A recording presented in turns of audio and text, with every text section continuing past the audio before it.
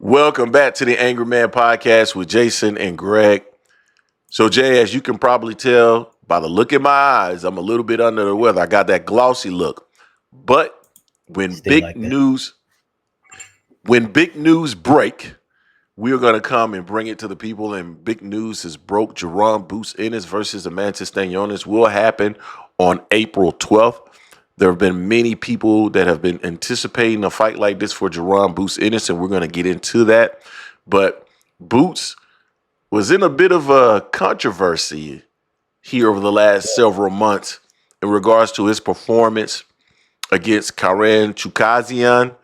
Um, his performance before that as well was versus Avanesian was something that people criticized him for, and then he had the opportunity to move up to 154 pounds and face Virgil Ortiz and decided not to. So, there was a lot of I would call it unfair criticism in regards to Jaron Boots. And it's not in my personal opinion. I Mhm. would have moved up to 154 because I think that's where the smoke is. But Boots has always contended that he wanted to be undisputed at 147 pounds. And now he's taking the first step towards that. And that, for me, is commendable because Emantis Stanionis is a really, really good fighter. Yeah, And this is what we've been waiting for from a Jaron Boots in his perspective to see him in the ring with somebody that's going to really challenge him because we need to understand exactly how good Jaron Ennis is. And there's been a lot of people that have questioned that, right? Whether he is as good as he appears, because he looks awesome to me. But then at the same time, in his last two performances, he didn't look as good. Jaron has attributed that to just being bored to a certain extent and not really being challenged. Um, and a lot of people have argued that that's not the case and that he's not as good as people thought. He's going to get an opportunity to prove the naysayers wrong and prove the people that support him correct with this fight because Stanionis is going to come to fight and he's going to have to put on a better performance than we saw in the last two fights, Jay. I mean, there's definitely. no there's no doubt about it, right? So, Before, what's your thoughts on this, man? They got it done. I'm happy. I'm happy for Boots, man. I mean, I've always like been a Boots fan. I didn't like the way he looked against Karam either time. I didn't like the way he looked against David Avanesian getting hit all those times as well. A lot of it he rolled with it, but you can't do that against upper echelon talent. You can't do that. You won't be able to get away with that.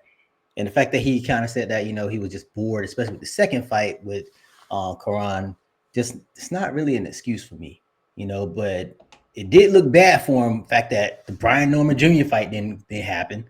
That was a chance for Unify. The fight with moving up to go to 154 and fight Virgil Ortiz would have been the best person on his resume. Didn't happen. And then it was rumored that they were talking about Tio and stuff like that. So he was looking kind of shaky out there, a little shaky out there for him. But I'm happy this is coming to a fruition for him.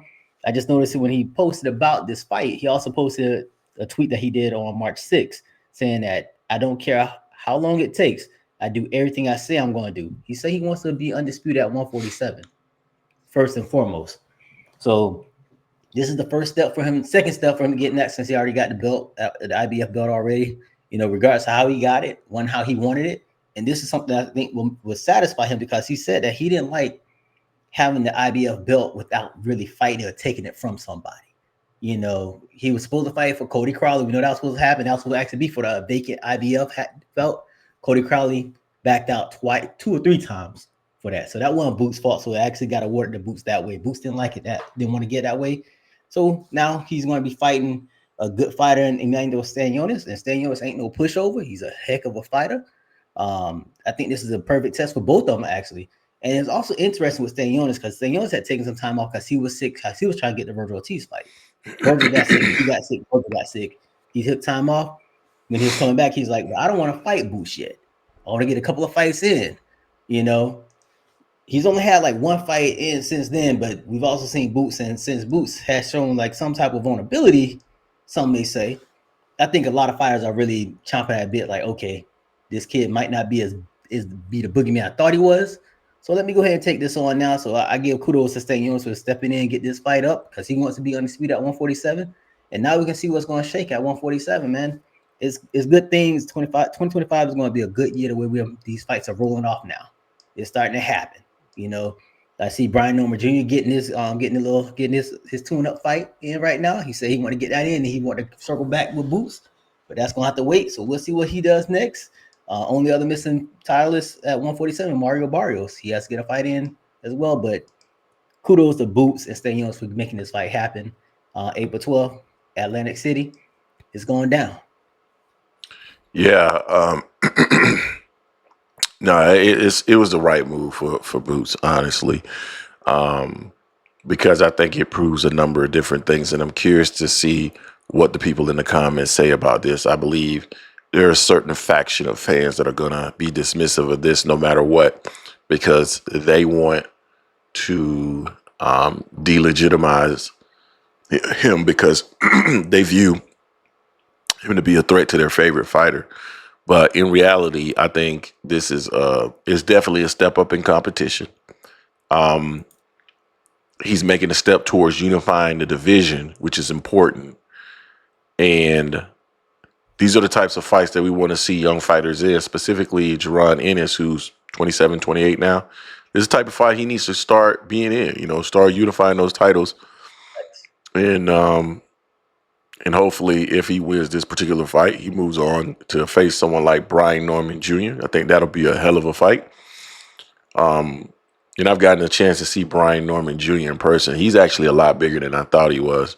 I thought Boots would be naturally bigger. I've never seen Boots in person, so I can't necessarily say 100%. But Brian Norman Jr. was a lot bigger than what I thought he was. Just seeing him in person, so I think that'll be a hell of a match.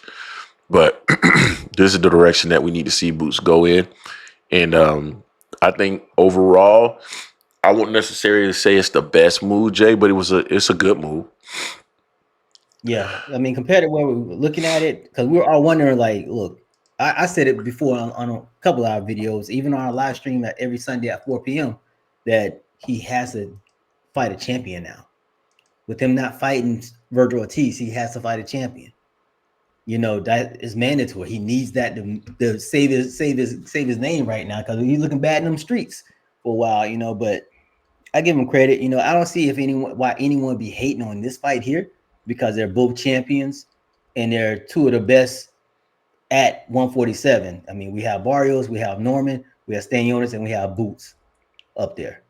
So I mean, you can't be mad at it. He's fighting one of the top four.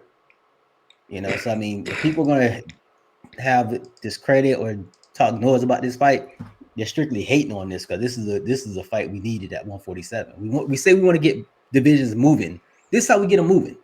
You either fight your mandatories or you fight other champions to be unified, undisputed. That's what they said they wanted, right? They said that they wanted to see champions. You beat champions, right? So I'll be curious to see what a lot of people say about this, because at the end of the day, that's what you guys said, right? You guys said that beating champions is what matter. You guys let us know what you think in the comments section in regards to this. Don't forget to hate, like, comment, and subscribe. We are the Angry Man Podcast, Jason and Greg, and we are out.